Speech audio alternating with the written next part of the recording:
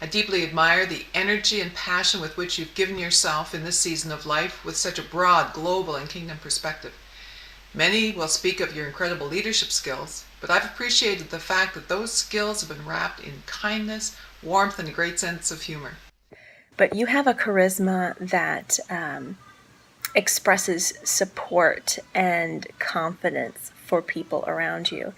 But you don't just do that. I mean, people walk away in love with you and feeling so much better about themselves, I think. But even more than that, while you're doing that, you are also articulating this really compelling vision that moves people toward kingdom work. I have respected you and admired you and learned so much from you. I'm so grateful for our relationship.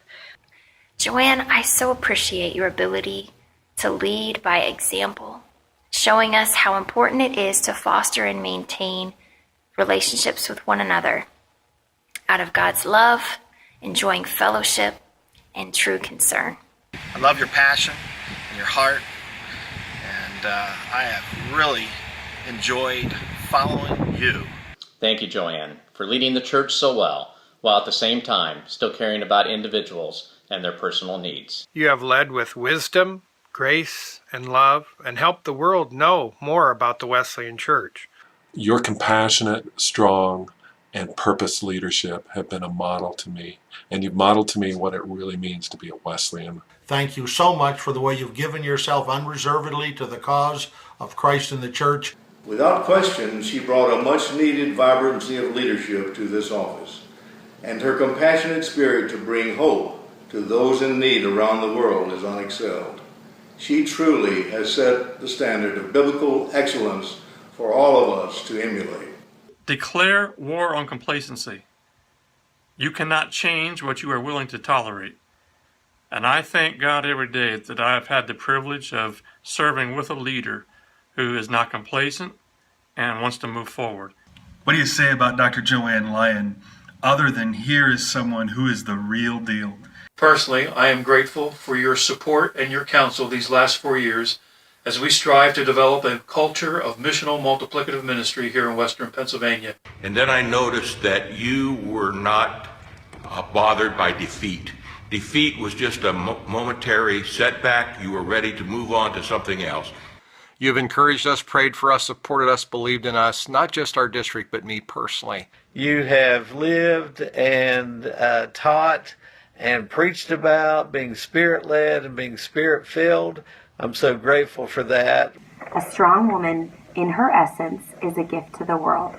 Thank you so much for all you've done for the Wesleyan Church. As president of Houghton, I remember very well your taking a trip with our faculty to Sierra Leone, and there was nothing you asked us to do that you weren't willing to do yourself.